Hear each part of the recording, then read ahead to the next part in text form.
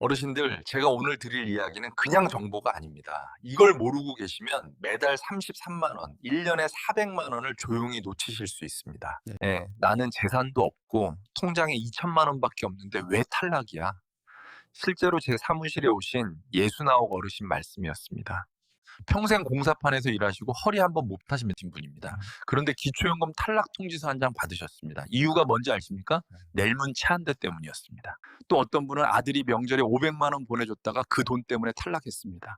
내 자식이 준 돈도 못 받는 세상이냐 하시면서 제 앞에서 한참을 말없이 앉아 계셨습니다. 여러분, 기초연금은 통장에 찍힌 잔고만 보는 제도가 아닙니다. 겉으로 가난해 보여도 계산상 부자로 나오면 탈락입니다. 통장에 돈을 미리 빼놔도 소용없고 보험을 아직 안 끼워도 재산으로 잡히고 자식 집에 공짜로 살아도 소득이 생긴 걸로 계산됩니다. 저는 20년 동안 노인복지 상담을 하면서 이런 사례를 수없이 봤습니다. 탈락 통지서를 들고 오셔서 최 상담사 이거 나라가 잘못한 거 아니요?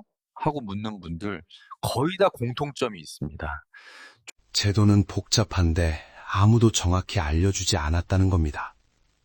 오늘 말씀드리는 내용은 주변에 꼭 알려야 할 이야기입니다. 도움이 되신다면 지금 화면 아래 구독 버튼 누르시고 좋아요도 눌러두십시오.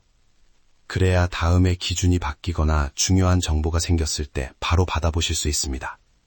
그냥 흘려들으면 또 놓칩니다. 10년이면 4천만 원입니다.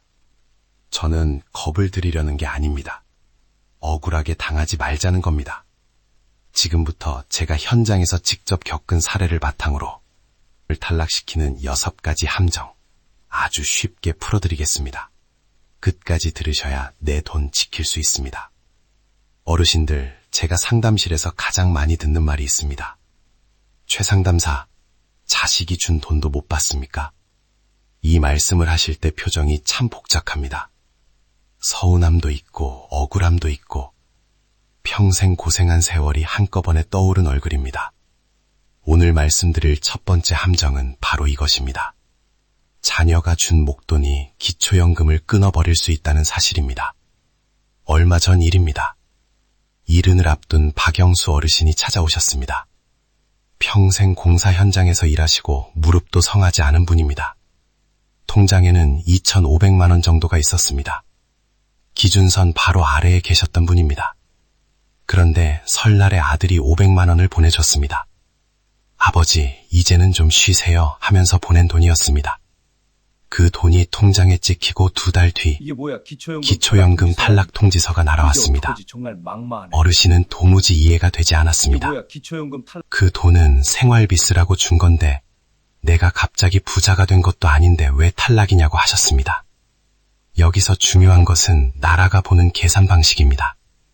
자녀가 준 돈은 가족 간의 정이지만 행정에서는 금융재산 증가로 봅니다. 통장에 찍히는 순간 여러분의 재산이 늘어난 것으로 계산됩니다. 그리고 그 금융재산은 그냥 두지 않습니다. 일정 비율을 적용해 소득으로 환산합니다. 쉽게 말하면 이 정도 재산이면 매달 이 정도 소득이 있는 것으로 보겠다 하고 계산해버리는 것입니다. 실제로 매달 들어오는 돈이 아니어도 계산상 소득이 생긴 것으로 보는 겁니다. 기준선에 아슬아슬하게 걸쳐 계신 분들은 500만 원, 1000만 원 같은 목돈이 한번 들어오는 순간 바로 기준을 넘어버립니다. 그렇게 되면 매달 30만 원 넘는 연금이 끊깁니다. 1년이면 400만 원입니다. 5년이면 2천만 원입니다. 10년이면 4천만 원입니다. 자식이 효도하려고 보낸 500만 원 때문에 4천만 원을 잃는 구조가 될 수 있다는 뜻입니다. 어르신들 입장에서는 억울합니다. 내가 그 돈을 굴려서 이자 받아먹은 것도 아니고 그냥 생활비로 쓰려고 둔 건데 왜 소득이냐 하십니다. 하지만 제 돈은 감정을 보지 않습니다. 숫자만 봅니다. 통장에 찍힌 금액만 봅니다. 그래서 저는 상담할 때 자녀분들께 꼭 설명드립니다. 큰 돈을 한 번에 보내는 방식은 위험합니다. 생활비처럼 나눠서 보내는 것이 훨씬 안전합니다. 목돈이 통장에 한 번에 찍히면 금융재산이 확 늘어난 것으로 보이지만 소액이 정기적으로 들어오는 것은 생활비 흐름으로 볼 여지가 있기 때문입니다. 또 하나 중요한 점이 있습니다. 자녀에게 받은 돈을 그대로 통장에 오래 두지 마십시오. 실제 생활비로 사용하셨다면 사용 내역이 남아야 합니다. 병원비, 약값, 공과금, 수리비 같은 지출이 통장에서 빠져나가면 그만큼 재산이 줄어듭니다. 그런데 혹시 모른다고 통장에 그대로 두면 그 돈은 계속 여러분 재산으로 남습니다. 상담하다 보면 괜히 건드렸다가 문제 생길까봐 그대로 놔뒀다 하시는 분들이 많습니다. 그런데 그게 오히려 더 불리합니다. 또 어떤 분들은 이렇게 묻습니다. 그럼 현금으로 받으면 괜찮지 않소? 여기서도 조심하셔야 합니다. 큰 금액이 현금으로 오갔다가 다시 통장에 들어오면 결국 금융재산으로 잡힙니다. 그리고 큰 돈의 이동은 행정에서 확인을 요청할 수 있습니다. 괜히 복잡해집니다. 결국 핵심은 한 가지입니다. 기준선 근처에 계신 분들은 목돈이 통장에 갑자기 찍히지 않도록 관리해야 합니다. 기초연금은 가난한 순서대로 지급하는 제도입니다. 아주 조금만 기준을 넘어도 바로 탈락입니다. 나는 그 정도 부자가 아니다 라는 말은 통하지 않습니다. 숫자로 계산하고 숫자로 자릅니다. 저는 20년 동안 복지 상담을 하면서 이런 사례를 수없이 봤습니다. 탈락 통지서를 들고 오셔서 최 상담사, 이거 나라가 잘못 계산한 것 아니냐고 묻는 분들 거의 다 한 가지 공통점이 있습니다. 미리 알았으면 피할 수 있었던 경우라는 겁니다. 자녀의 효도는 마음이지만 행정에서는 재산입니다. 목돈은 가장 빠르게 기준을 넘어가게 만드는 지름길입니다. 나눠받는 것이 안전하고 실제로 썼다면 기록이 남아야 합니다. 이 세 가지만 기억하셔도 첫 번째 함정은 충분히 피하실 수 있습니다. 다음 장에서는 더 많은 분들이 착각하시는 부분입니다. 나는 신청 전날 돈 다 뺐다. 그런데도 탈락하는 이유가 있습니다. 왜 그런지 아주 쉽게 설명해 드리겠습니다. 어르신들, 두 번째로 많이 듣는 말이 있습니다. 최 상담사, 나는 신청 전날 돈을 싹 다 뺐소. 통장에 0원인데 왜 탈락이요? 이 질문을 하실 때는 약간 자신감도 있습니다. 나는 미리 준비했다는 표정입니다. 그런데 결과는 탈락입니다. 왜 이런 일이 생길까요? 핵심은 기초연금이 오늘 잔고만 보지 않는다는 점입니다. 나라에서는 최근 3개월 평균 잔액을 봅니다. 하루 0원이 아니라 지난 석 달 동안 통장에 얼마가 있었는지를 계산합니다. 실제 사례를 말씀드리겠습니다. 68 이정호 어르신은 통장에 1억 원 가까운 돈이 있었습니다. 퇴직금과 적금이었습니다. 기초연금 신청을 앞두고 주변에서 통장에 돈 많으면 안 된다는 말을 듣고 신청 하루 전날 돈을 모두 인출했습니다. 잔고는 0원이 됐습니다. 어르신은 안심했습니다. 그런데 결과는 탈락이었습니다. 이유는 간단합니다. 지난 3개월 동안 평균적으로 통장에 큰 금액이 있었기 때문입니다. 행정에서는 어르신, 최근까지 그만큼 재산을 보유하고 계셨네요 라고 계산해버린 겁니다. 어제 0원이라는 사실은 큰 의미가 없습니다. 평균을 보기 때문입니다. 어르신들 입장에서는 억울합니다. 지금 없으면 없는 거지 왜 지난달 걸 보느냐고 하십니다. 하지만 제도는 흐름을 봅니다. 갑자기 돈이 빠지면 오히려 더 확인합니다. 단기간에 큰 금액이 인출되면 사용처를 묻기도 합니다. 그래서 급하게 빼는 방식은 거의 효과가 없습니다. 오히려 의심을 사는 경우도 있습니다. 또 하나 중요한 부분이 있습니다. 금융재산은 단순히 잔고만 보는 것이 아니라 일정 공제 금액을 빼고 남은 금액을 소득으로 환산합니다. 그래서 기준선 근처에 계신 분들은 몇백만 원 차이로 결과가 갈립니다. 통장에 돈이 조금 많았던 시기가 있었다면 평균 계산에 그대로 반영됩니다. 나는 지금 힘들어서 다 써버렸는데 왜 탈락이냐는 말이 나오는 이유가 바로 이것입니다. 그래서 저는 상담할 때 항상 말씀드립니다. 신청 직전에 급하게 움직이지 마십시오. 최소한 몇 달 전부터 계획을 세우셔야 합니다. 실제로 병원비를 쓰거나 집수리를 했다면 그 지출이 평균에 반영되도록 시간 여유를 두어야 합니다. 갑자기 하루 이틀 전에 돈을 빼는 방식은 거의 소용이 없습니다. 또 이런 분도 계십니다. 그럼 통장을 여러 개로 나눠 놓으면 괜찮지 않소? 아닙니다. 모든 금융계좌는 조회 대상입니다. 은행, 저축은행, 증권사 계좌까지 다 확인됩니다. 숨길 수 있는 구조가 아닙니다. 괜히 복잡하게 만들 필요 없습니다. 핵심은 한 가지입니다. 기초연금은 지금이 아니라 최근 흐름을 본다는 점입니다. 그래서 갑자기 0원 만드는 방식은 통하지 않습니다. 미리 계획하고 실제 생활에 사용하고 기록이 남도록 하는 것이 정석입니다. 저는 탈락 통지서를 들고 오신 분들께 항상 같은 말씀을 드립니다. 어르신, 하루 전날은 너무 늦었습니다. 이 말이 참 안타깝습니다. 조금만 일찍 알았으면 조정할 수 있었던 경우가 많기 때문입니다. 기초연금은 눈치 싸움이 아닙니다. 제도를 이해하는 싸움입니다. 통장 잔고만 보지 말고 최근 3개월 평균을 생각하셔야 합니다. 이 원리만 기억하셔도 두 번째 함정은 피하실 수 있습니다. 다음 장에서는 더 답답한 이야기입니다. 통장에서 돈을 뽑아 현금으로 숨겼는데도 탈락하는 경우입니다. 왜 영수증 한 장이 그렇게 중요한지 이어서 설명드리겠습니다. 어르신들, 세 번째 함정은 더 답답합니다. 통장에 두면 걸리니까 현금으로 뽑아두면 되지 않소? 이런 말씀 정말 많이 하십니다. 실제로 그렇게 하신 분들도 많습니다. 그런데 결과는요, 탈락입니다. 왜냐하면 기초연금은 단순히 통장 잔고만 보는 제도가 아니기 때문입니다. 중요한 것은 돈의 이동과 사용 증빙입니다. 사례 하나 말씀드리겠습니다. 67 한기철 어르신입니다. 통장에 5천만 원이 있었습니다. 자녀 결혼 자금으로 3천만 원을 현금으로 인출해 전달했습니다. 통장 잔고는 줄었습니다. 어르신은 안심하셨습니다. 그런데 심사 과정에서 연락이 왔습니다. 최근에 인출하신 3천만 원 사용처를 증빙해 주십시오. 어르신은 당황하셨습니다. 현금으로 주었기 때문에 영수증도 없고 계좌 이체 기록도 없었습니다. 결국 어떻게 됐을까요? 행정에서는 그 돈을 여전히 어르신이 보유하고 있는 것으로 간주했습니다. 통장에서 빠졌다고 해서 사라진 것이 아니라 사용처가 명확히 확인되지 않으면 그대로 재산으로 잡힙니다. 이게 바로 현금 인출의 함정입니다. 어르신들 입장에서는 황당합니다. 돈을 주었는데 왜 아직도 내 돈이냐고 하십니다. 하지만 제도는 이렇게 작동합니다. 큰 금액이 인출되면 반드시 사용 내역을 확인합니다. 병원비라면 진료비 영수증이 있어야 하고 집수리라면 공사계약서나 세금 계산서가 있어야 합니다. 자녀에게 준 돈이라면 계좌 이체 기록이라도 남아있어야 설명이 가능합니다. 그냥 현금으로 건네고 끝내면 나중에 설명이 어려워집니다. 또 이런 경우도 있습니다. 현금으로 뽑아서 장롱에 넣어놨소. 이런 분들도 계십니다. 그런데 만약 나중에 그 돈이 다시 통장으로 들어오면 어떻게 될까요?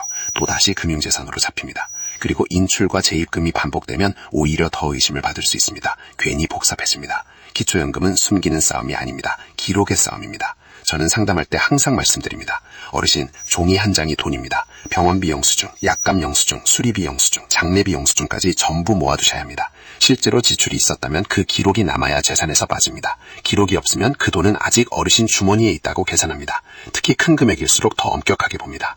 그리고 또 한 가지 중요한 점이 있습니다.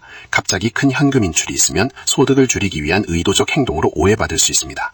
물론 모든 경우가 그런 것은 아니지만 설명이 부족하면 불리하게 작용할 수 있습니다. 그래서 저는 항상 미리 계획하시라고 말씀드립니다. 실제로 필요한 지출이라면 계좌 이체로 하십시오.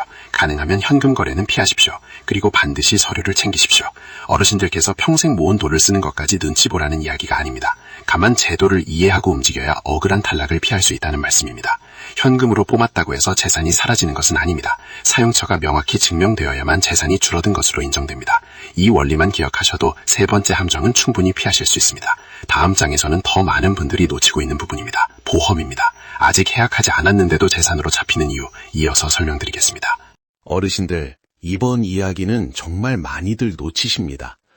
나는 보험료만 냈지 아직 한 푼도 안 받았어. 그게 왜 재산이요? 이렇게 말씀하시는 분들 정말 많습니다. 그런데 기초연금 심사에서는 보험을 아주 중요하게 봅니다. 특히 저축성보험, 연금보험, 종신보험 중 해약 환급금이 쌓여있는 상품은 그대로 금융재산으로 잡힙니다. 핵심은 이것입니다. 지금 당장 해약하면 받을 수 있는 돈이 있느냐 없느냐입니다. 그 금액이 여러분 재산으로 계산됩니다. 실제 사례를 말씀드리겠습니다. 70살 이춘배 어르신입니다. 15년 전에 지인이 권해서 연금보험을 하나 가입했습니다. 매달 10만 원씩 꼬박꼬박 냈습니다. 어르신은 그건 나중에 받는 돈이니까 지금은 상관없지라고 생각하셨습니다. 그런데 심사 과정에서 보험 조회가 들어갔고 해약 환급금이 3,500만 원으로 확인되었습니다. 그 금액이 그대로 금융재산에 합산되었습니다. 결과는 탈락이었습니다. 어르신은 깜짝 놀라셨습니다. 나는 그 돈을 한 번도 만져본 적도 없는데 왜 내 재산이냐고 하셨습니다. 그런데 제도는 그렇게 봅니다.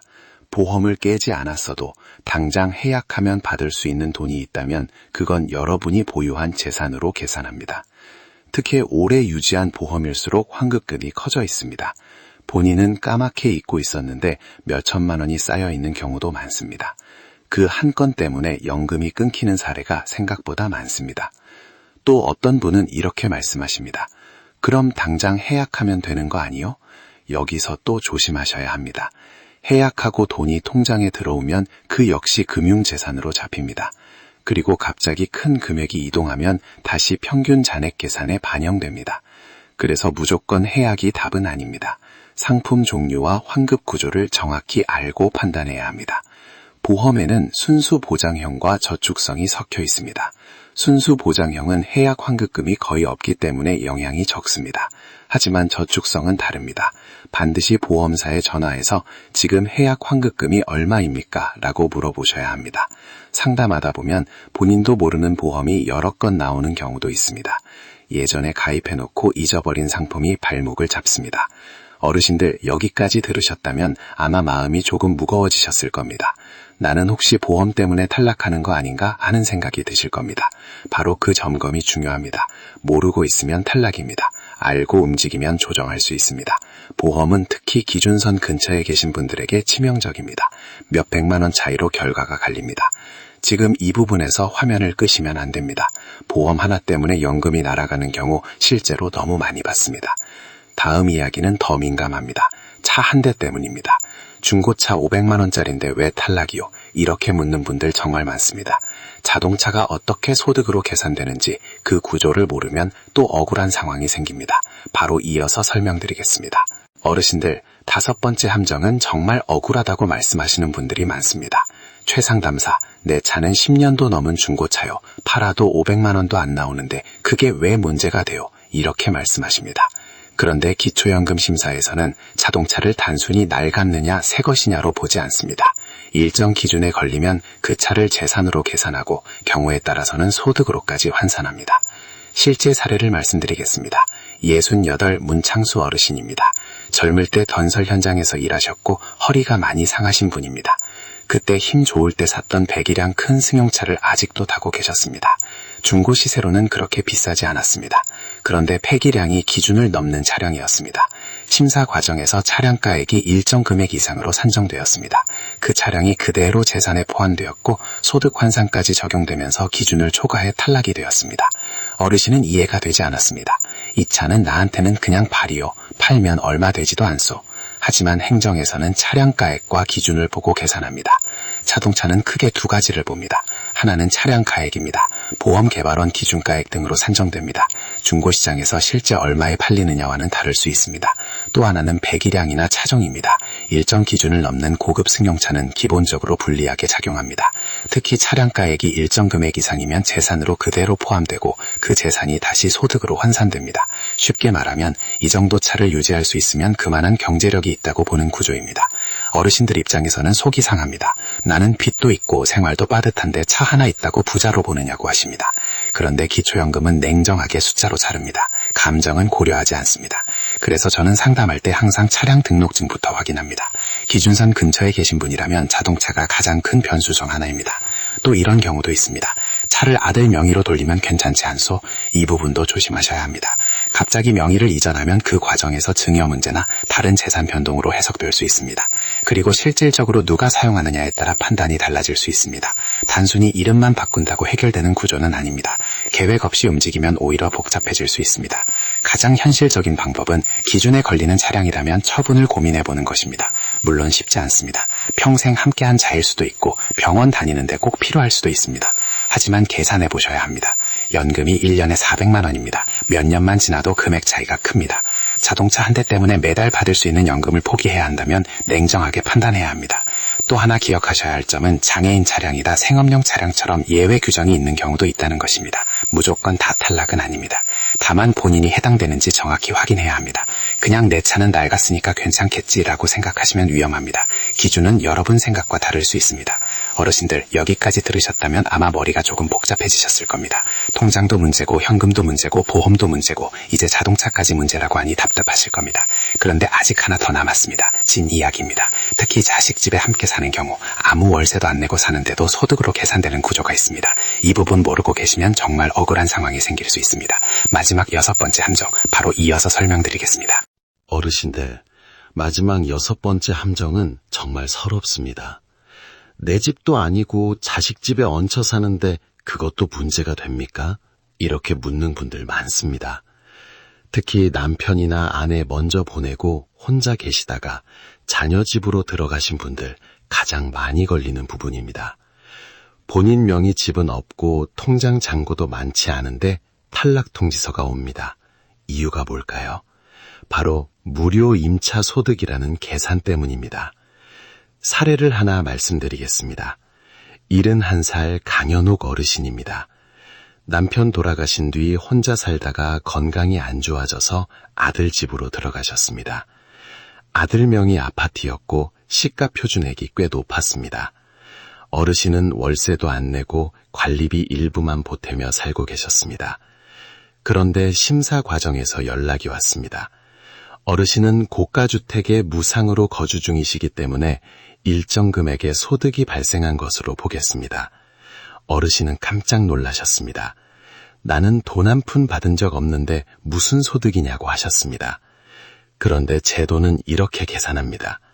만약 그 집을 남에게 임대했다면 월세를 받을 수 있었겠지요. 그런데 부모님이 공짜로 살고 있으니 그만큼의 이익을 본 것으로 본다는 구조입니다. 이것을 무료 임차 소득이라고 합니다. 쉽게 말씀드리면 실제 돈이 통장에 들어오지 않아도 이 정도 집에 공짜로 살면 그만한 이익을 보는 것으로 환산해 소득에 더하는 것입니다. 특히 자녀 명의주택이 일정 금액을 넘는 경우에는 이 계산이 적용됩니다. 어르신들은 대부분 이 사실을 전혀 모르십니다. 그냥 나는 집이 없으니 당연히 연금 대상이라고 생각하십니다.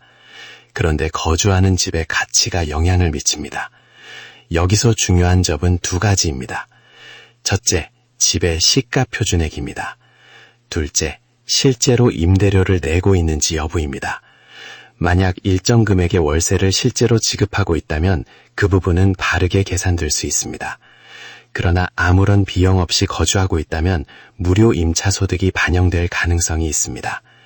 그래서 저는 상담할 때 자녀 집에 들어가실 계획이 있다면 미리 확인하시라고 말씀드립니다. 집값이 어느 정도인지, 연금 기준에 어떤 영향을 주는지 점검해야 합니다. 또 어떤 분들은 이렇게 묻습니다. 그럼 전입신고를 안 하면 괜찮지 않소? 아닙니다. 주소 이전 여부와 상관없이 실제 거주 사실은 확인 대상이 될 수 있습니다. 괜히 형식만 바꾸는 방식은 위험합니다. 오히려 문제가 커질 수 있습니다. 중요한 것은 제도를 이해하고 합법적인 범위 안에서 준비하는 것입니다. 어르신들 입장에서는 참 서럽습니다. 내 집도 없고 자식 집에 얹혀 사는데도 소득이 있다고 계산하니 말입니다. 하지만 기초연금은 철저히 계산 구조로 움직입니다. 감정은 반영되지 않습니다.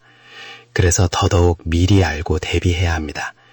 자녀 집으로 들어가실 계획이 있다면 반드시 거주 방식과 비용 부담을 어떻게 할지 상의하셔야 합니다. 괜히 나중에 탈락 통지서 받고 속상해하지 마시고 들어가기 전에 계산해 보셔야 합니다. 지금까지 6가지 함정을 말씀드렸습니다. 자녀의 목돈, 최근 3개월 평균 잔액, 현금 인출과 증빙, 보험 해약 환급금, 자동차 가액, 그리고 자녀 집 무료 거주까지. 어르신들, 혹시 이 중에 하나라도 해당되는 부분이 있으십니까?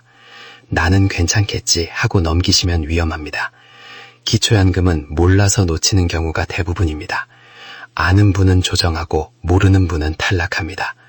다음으로는 그렇다면 이미 탈락했을 때 어떻게 다시 기회를 만들 수 있는지 합법적으로 재신청하는 방법을 말씀드리겠습니다. 여기서 멈추시면 반쪽짜리 정보입니다. 끝까지 들으셔야 내 권리를 지킬 수 있습니다. 어르신들, 여기까지 들으시면서 마음이 많이 무거우셨을 겁니다. 나는 이미 해당되는 게 몇 개나 되네. 나는 이미 탈락했는데 이제 끝인가? 이런 생각 드셨을 겁니다. 그런데 제가 분명히 말씀드립니다. 탈락이 끝은 아닙니다. 기초연금은 한 번 탈락했다고 영원히 못 받는 제도가 아닙니다. 상황이 바뀌면 다시 신청할 수 있습니다. 재산이 줄어들거나 차량을 처분하거나 보험 구조가 바뀌거나 실제 지출이 반영되면 다시 계산이 달라집니다. 저는 현장에서 그런 사례를 많이 봤습니다. 처음에는 탈락 통지서 받고 한숨만 쉬시던 분이 6개월 뒤, 1년 뒤 다시 신청해서 연금 받기 시작한 경우가 적지 않습니다. 중요한 건 포기하지 않는 겁니다. 그리고 정확히 알고 움직이는 겁니다. 합법적으로 재산을 줄이는 방법은 있습니다. 병원 치료를 받으셨다면 영수증을 챙기십시오. 집이 오래돼서 수리하셨다면 공사 계약서와 이체 기록을 남기십시오. 낡은 보일러 교체, 누수공사, 임플란트, 틀니, 간병비, 이런 지출은 실제 재산 감소로 인정될 수 있습니다. 기록이 있어야 합니다. 그냥 현금으로 쓰고 썼다고 말하는 것은 통하지 않습니다. 종이 한 장, 문자 한 통, 계좌 이체 내역 하나가 여러분의 연금을 지키는 증거가 됩니다. 또 하나 꼭 말씀드릴 것이 있습니다. 혹시 탈락하셨다면 동사무소에 가셔서 수급 희망자 이력관리 신청을 하십시오. 이 제도를 모르는 분이 많습니다. 이력관리를 해두면 기준이 완화되거나 상황이 바뀔 때 연락을 받을 수 있습니다. 가만히 계시면 아무도 알려주지 않습니다. 직접 가셔서 신청하셔야 합니다. 어르신들, 기초연금은 공짜가 아닙니다. 여러분이 평생 세금 내고 일하고 나라를 지탱해온 대가입니다. 당당하게 받으셔야 할 권리입니다. 몰라서 놓치면 억울합니다. 그래서 제가 이렇게 말씀드리는 겁니다. 오늘 이야기 들으시고 나는 내 권리를 지키겠다 마음 먹으셨다면 댓글에 숫자 1을 꼭 남겨주십시오. 숫자 1 하나만 남기셔도 됩니다. 그게 오늘부터 내가 내 돈을 챙기겠다는 선언입니다. 그리고 이 영상이 도움이 되셨다면 구독 버튼 누르시고 좋아요도 꼭 눌러주십시오. 그래야 다음에 기준이 바뀌거나 중요한 정보가 나왔을 때 바로 받아보실 수 있습니다. 유튜브는 구독하지 않으면 놓칩니다. 괜히 뒤늦게 후회하지 마십시오. 마지막으로 이 영상은 혼자만 보지 마십시오. 자녀분들, 형제분들께 카톡으로 꼭 보내주십시오. 이거 꼭 봐라, 모르고 당하지 말자 한마디만 붙여서 보내주시면 됩니다. 여러분 한 분이 공유하시면 또 다른 어르신 한 분의 4천만 원을 지킬 수 있습니다.